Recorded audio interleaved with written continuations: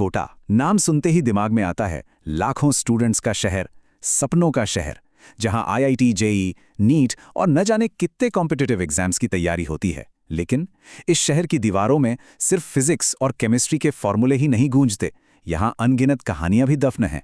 हर साल यहां लाखों बच्चे आते हैं, अपने घर, अपना शहर, सब कुछ पीछे छोड़कर एक नई जिंदगी की उम्मीद में, एक ऐसी जिंदगी जो उन्हें उनके सपनों के और करीब ले जाए।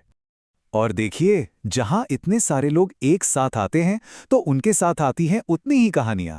कुछ कहानियां हिम्मत की होती हैं, कुछ टूटने की, और कुछ ऐसी होती हैं जिन्हें सुनकर रोंगटे खड़े हो जाते हैं। पर सोचिए, क्या होता है जब ये डरावनी कहानियां सिर्फ किस्से कहानियां ना रह जाएं, बल्कि किसी की असल जिंदगी का हिस्सा बन जाएं। चलिए, आज इसी सवाल की तह तक चलते हैं। तो कोटा में इन पैरानॉर्मल या कहें तो अजीबोगरीब अनुभवों के पीछे का राज क्या है? हमारे सोर्स के मुताबिक इसका जवाब किसी जादू टोने या श्राप में नहीं, बल्कि मैथ्स में छिपा है। जी हां, इसे हम कह सकते हैं पैरानॉर्मल प्रोबेबिलिटी। मतलब इसको ऐसे समझिए, लाखों स्टूडेंट्स हैं जो लगातार एक हॉस्टल से दूसरे पीजी में शिफ्ट होते रहते हैं। अक्सर ये जगह पुरानी होती हैं, उनके बारे में किसी को कुछ पता नहीं होता। ऊपर से पढ़ाई का स्ट्रेस, अकेलापन, ये सब मिलकर एक ऐसा माहौल बना देते हैं कि किसी अजीब चीज से सामना होने की संभावना अपने आप ही बढ़ जाती है। ये कोई संयोग नहीं, ये एक तरह की प्रोबेबिलिटी है। और इसी प्रोबेबिलिटी का एक जीता जागता या कहूं डरावना उदाहरण है मयंक की कहानी। एक स्टूडेंट जिसने दिवाली की छुट्टियों में एक बहुत बड़ी गलती कर दी थी, वो अपने हॉस्टल में अकेला रुक गया था। ये देखिए, कैसे दिन ब दिन मयंक बिल्कुल अकेला पड़ता गया। छुट्टियां शुरू हुईं, धीरे धीरे सब चले गए, हॉस्टल का गार्ड तक अपने घर चला गया। अब सोचिए, 65 कमरों का एक विशाल हॉस्टल, और उसमें रहने वाले सिर्फ 2 लोग। मयंक चौथे फ्लोर पर और उसका दोस्त एकदम ग्राउंड फ्लोर पर। चारों तरफ बस एक भयानक सन्नाटा। उस रात अकेलेपन से घबराकर मयंक ने एक हॉरर फिल्म देख ली, जिससे उसका डर और बढ़ गया। किसी तरह हिम्मत जुटाकर वो पानी की बोतल भरने कमरे से बाहर निकला, और तभी उसे अपने ही कॉरिडोर में किसी के पायल की छन छन सुनाई दी। एक बॉयज हॉस्टल में पायल की आवाज। वो बुरी तरह डर गया, भागकर अपने कमरे में घुसा और कंबल उड़कर सोने की कोशिश करने लगा।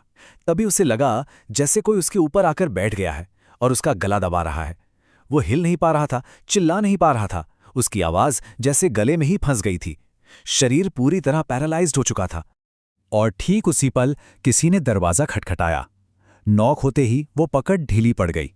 दरवाजे पर उसका दोस्त था। जब दोस्त ने कमरे की लाइट जलाई तो जो दिखा वो बेहद खौफनाक था। मयंक की गर्दन पर साफ साफ उंगलियों के गहरे निशान और नाखूनों की खरोंचें थीं। और इससे भी डरावनी बात यह थी कि कुछ ही दिन बाद पास के एक गर्ल्स हॉस्टल में एक लड़की की मौत हो गई थी, और उसकी गर्दन पर भी ठीक वैसे ही निशान मिले थे। मयंक की कहानी तो एक अनदेखे हमले की थी, पर अब आते हैं अर्जुन और बंटी की कहानी पर। यहां मामला बिल्कुल अलग था। यहां जो भी था वो सामने आकर सीधे सीधे मदद मांग रहा था। एक रात करीब 2 बजे का वक्त था। अर्जुन और बंटी दोनों को अपने हॉस्टल के कॉरिडोर से एक लड़की के रोने की आवाज आई, और फिर एक साफ आवाज गूंजी, बचाओ, मुझे यहां से निकालो। पर वहां दूर दूर तक कोई नहीं था। और ये सिलसिला बस यहीं नहीं रुका। ये तो बस शुरुआत थी।